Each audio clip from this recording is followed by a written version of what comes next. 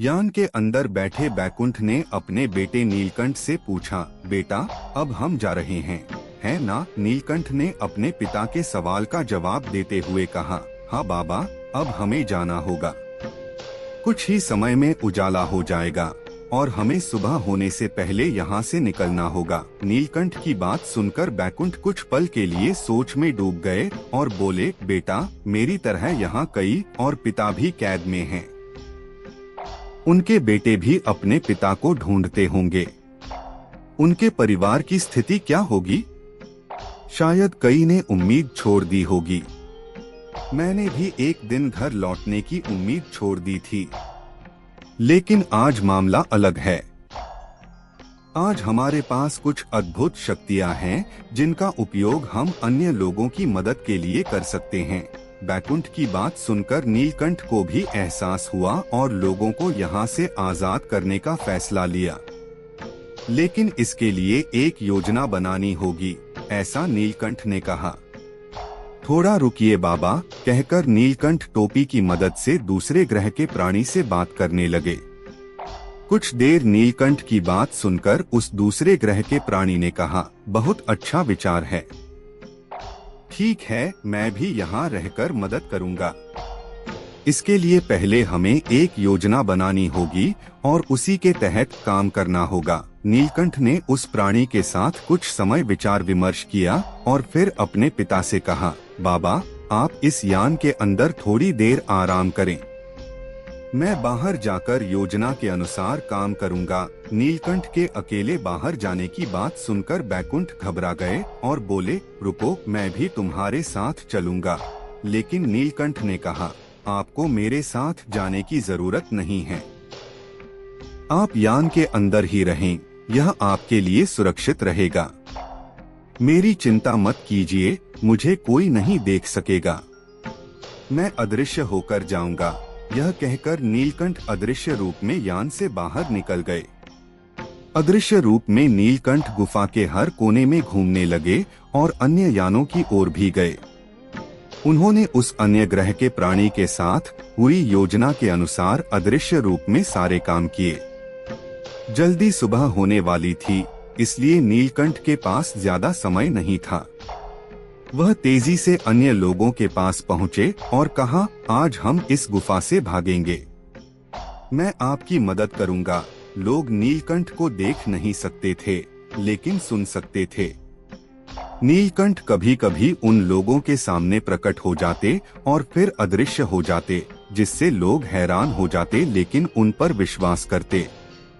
योजना के अनुसार सभी को सुबह होने से पहले गुफा से बाहर निकलना था। नीलकंठ ने लोगों को अपनी योजना सभी तक पहुंचाने की जिम्मेदारी दी।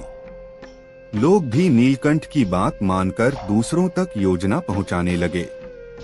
अब नीलकंठ वहां से निकले और गुफा में पहरेदारों की ओर गए। उन्होंने अदृश्य रूप में सभी पहरेदारों के हथियार छीन लिए। उन्होंने वहां के सभी यानों के मुख्य पुर्जे निकालकर उन्हें बेकार कर दिया। अब लगभग सुबह हो गई थी। सूरज थोड़ा थोड़ा उगने लगा था। योजना के अनुसार नीलकंठ और अन्य लोगों ने गुफा में मौजूद सभी जानवरों को गुफा के बाहर निकाल दिया। अचानक सभी गाय, भैंस और बकरियों को बाहर भागते देख पहरेदार सतर्क हो गए और गुफा के मुहाने पर आ गए। तभी सभी लोगों ने मिलकर उन पहरेदारों को बांध दिया। अपने साथियों को बंधा देख दूसरे ग्रह के प्राणी हथियारों के साथ आ गए, लेकिन उनके हथियार अदृश्य शक्ति से छीन लिए गए। अपने सभी हथियारों को अदृश्य शक्ति से खोते देख वे प्राणी आश्चर्यचकित हो गए। अब लोग उन हथियारों को उठाकर आए प्राणियों को भी बांधने लगे। अब नीलकंठ ने अपनी अदृश्यता हटा दी और वहां प्रकट हो गए। उन्हें देखकर दूसरे ग्रह के प्राणी हैरान हो गए। नीलकंठ ने लोगों से कहा, आप सब धीरे धीरे गुफा के मुहाने से बाहर निकलें और बाहर जाकर मेरा इंतजार करें। बाहर यिन की तरह दिखने वाला एक और प्राणी जो हमारा मित्र है और मेरी दोस्त राधा भी बाहर इंतजार कर रही होगी। नीलकंठ की बात सुनकर गुफा में मौजूद सभी लोग बाहर निकलने लगे। नीलकंठ भी अपने पिता के पास गए।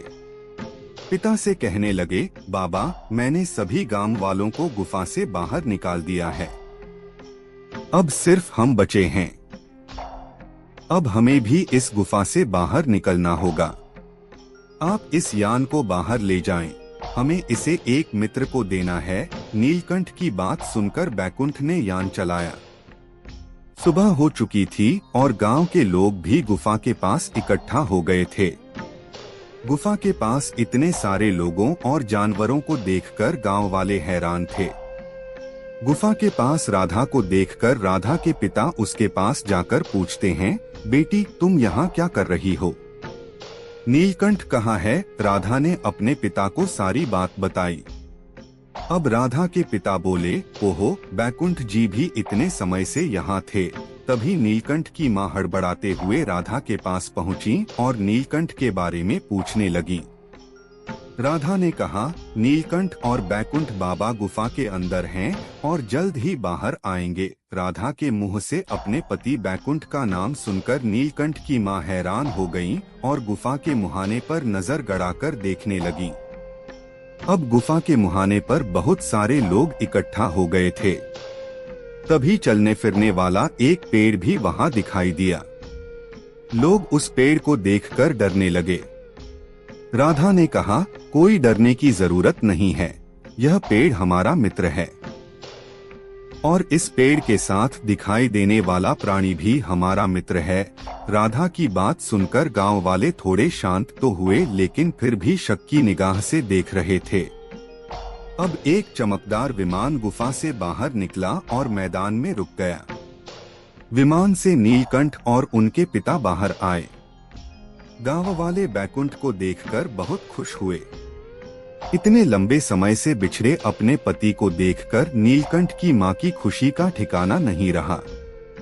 सब लोग एक दूसरे को गले लगाने लगे। तभी चलने फिरने वाला पेड़ और वह अन्य ग्रह का प्राणी नीलकंठ के पास आए और बोले, धन्यवाद नीलकंठ, तुमने जोखिम उठाकर सभी का उद्धार किया है, खासकर मेरा। काफी लंबे समय से इस दिन का इंतजार कर रहा था और तुमने इसे सफल बना दिया। अब मैं अपने ग्रह वापस जाने में सक्षम हूँ। लेकिन हमारे ये दुष्ट साथी जो लोगों द्वारा बांधे गए हैं, इनके बारे में अब क्या करना है, यह सोचने की जरूरत है। उस प्राणी की बात सुनने के बाद नीलकंठ ने कहा, अब इनके साथ क्या करना है, यह फैसला उन लोगों को करना चाहिए जिन्हें इन्होंने बंदी बनाया था। नीलकंठ ने गुफा से मुक्त हुए सभी लोगों को इकट्ठा किया और उनसे पूछा, इन बंदी बनाए गए प्राणियों के साथ अब क्या किया जाए? गुस्से से भरे लोग बोले, इन्हें मार देना चाहिए। लोगों ने मारने की बात कही तो वे बांधे गए प्राणी एक स्वर में कहने लगे, हमें माफ कर दो, हमसे बड़ी गलती हुई है, हमें एक मौका दे दो। आज से हम आपके इस धरती पर नहीं रुकेंगे और अपने ग्रह वापस चले जाएंगे, इसलिए कृपया हमें मत मारो। बैकुंठ अपने बेटे नीलकंठ और उनके दोस्तों के पास आकर कुछ सलाह मशविरा करते हैं और कहते हैं, ठीक है, हमें बंदी बनाकर रखा गया था, लेकिन हम उन्हें बंदी बनाकर नहीं रख सकते। हमारा मन इतना कठोर नहीं है कि हम उन्हें मार दें, बल्कि हम चाहते हैं कि ये इस धरती पर कभी वापस न आने की शर्त पर अपने ग्रह वापस चले जाएं। इतने वर्षों तक बंदी रहने के बाद खुद को बंदी बनाने वालों को यूं ही छोड़ने के निर्णय से अभी थोड़ी देर पहले ही कैद जीवन से आजाद हुए लोग हैरान थे और बैकुंठ की दयालुता की सराहना करने लगे। अंत में बैकुंठ के सलाह के अनुसार सभी ने मिलकर फैसला किया कि उन अन्य ग्रह के प्राणियों को धरती पर फिर कभी वापस न आने की शर्त पर छोड़ दिया जाए। बैकुंठ की दयालुता देखकर वह दूसरे ग्रह का प्राणी भी खुश हुआ। नीलकंठ और बैकुंठ ने पहले बिगाड़े गए यानों को फिर से मरम्मत कर उड़ने योग्य बना दिया। बैकुंठ ने गुफा से भागते समय छुपाए गए महत्वपूर्ण उपकरण भी उस दयालु प्राणी को सौंप दिए। बैकुंठ, नीलकंठ और गांव वालों के व्यवहार से सभी अन्य ग्रह की प्राणी बहुत खुश हुए। अब सभी अपने अपने अंतरिक्ष यान में बैठकर अपने ग्रह की ओर जाने लगे। दृश्य बहुत ही सुखद लग रहा था। चलने वाला पेड़ भी यान में चढ़ने लगा। गांव वाले सभी को विदाई दे रहे थे। राधा के पिता और बैकुंठ गुफा से मुक्त हुए लोगों को उनके गांव वापस पहुंचाने का इंतजाम कर रहे थे। गांव में एक अलग ही खुशी का माहौल था। गांव वालों को आज एक अजीब रहस्य का खुलासा हुआ था। उन्हें समझ में नहीं आ रहा था कि यह सपना है या हकीकत। गुफा के पास इकट्ठा हुए सभी जानवर, मुक्त हुए बंदी और गांव के लोग बहुत खुश थे। अब सभी के चेहरों पर मुस्कान थी और एक नए भविष्य की उम्मीद।